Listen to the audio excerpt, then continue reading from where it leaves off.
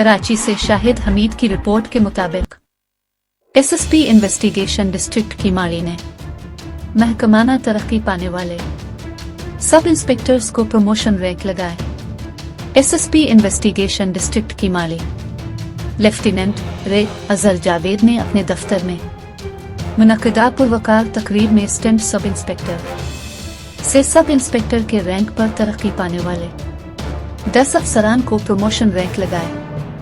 इस मौका पर एसएसपी लेफ्टिनेंट रे अजहर जावेद के हमरा DSP investigation किमारी division Ghulam Ali मुरव्वत और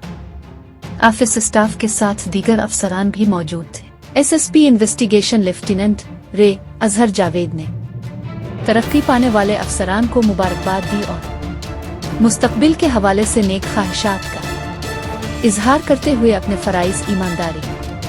और लगन से अदा करने और अपनी सलाहियत को मजलूमों को इंसाफ की फराहमी यकीनी बनाने के लिए वक्फ करने की हिदायत दी।